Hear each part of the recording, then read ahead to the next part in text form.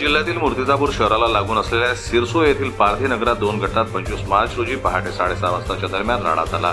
एकमेकांना लाठी, लोखंडी पाईप, कुऱ्हाड व इतर हत्यारांनी हल्ला चढवण्यात आला। या हल्ल्यात सूरज चंदू भोसले या 19 वर्षीय युवकाचा घटनास्थळीच मृत्यू झाला, तर 4 जण गंभीर जखमी झाले आहेत। पारधी बहुल असलेल्या सिरसो गायरान पारधी नगरात 2 गटात जोरदार हाणामारी झाली। क्षुल्लक घरगुती कारणावरून हा हल्ला झाल्याची माहिती पोलिसांनी दिली। मूर्तिजापूर जवळील सिरसो गायरान इथे एक पारधी वस्ती आहे। आपसात चुलत भावांमध्येच काहीतरी घरगुती कारणावरून त्यांच्यात वाद झाले आणि एकमेकांना त्यांनी कुऱ्हाडी, काठ्या, दगडगोटे याच्याने मारहाण केली। त्याच्यामध्ये सूरज चंदू भोसले नावाचा एक 19 वर्षाचा मुलगा, त्याला डोक्याला कुऱ्हाडीचे 2 घाव आहेत। त्या कुऱ्हाडीच्या घावामुळे, त्या जखमांमुळे त्याचा मृत्यू झालेला आहे। त्याचे वडील आणि भाऊ हे पण जखमी आहेत। त्यांना अकोल्याच्या सरकारी दवाखान्यामध्ये इलाजासाठी नेलेलं आहे आणि याच्यामध्ये जे 4 प्रमुख आरोपी आहेत ते आम्ही ताब्यात घेतलेले आहेत। सध्या ते आमच्या पोलीस स्टेशनला बसवलेले आहेत। FIR करणं चालू आहे आणि याचं पोस्टमॉर्टम आणि विधी झाल्यानंतर पुढची कारवाई करण्यात येईल।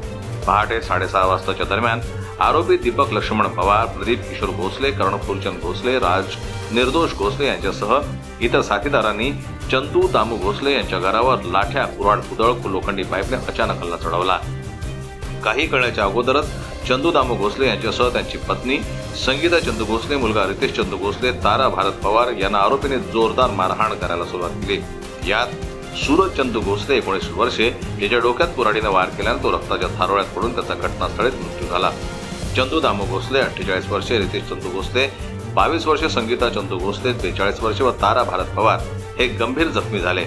या सर्व गंभीर जखमी झाल्याने त्यांना पुढील उपचारासाठी अकोला सर्वोपचार रुग्णालयात दाखल करण्यात आलं असून चंदू दामू भोसले यांची प्रकृती चिंताजनक असल्याचं बोललं जात आहे। दरम्यान शहरात अतिरिक्त पोलीस कुमक बोलावण्यात आली असून पोलिसांचा कडक बंदोबस्त लावण्यात आलेला आहे।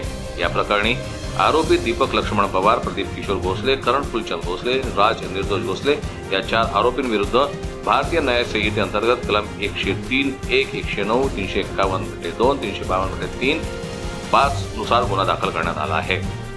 या प्रकरणी आरोपींची संख्या वाढण्याची शक्यता आहे। अधिक तपास उपविभागीय पोलीस अधिकारी मनोहर दाभाडे, ठाणेदार श्रीधर गुट्टे यांच्या मार्गदर्शनाखाली पोलीस उपनिरीक्षक चंदन वानखेडे यांच्यासह मूर्तिजापूर ग्रामीण पोलीस करत। संजय उमग, जनमत लाईव्ह न्यूज, अकोला।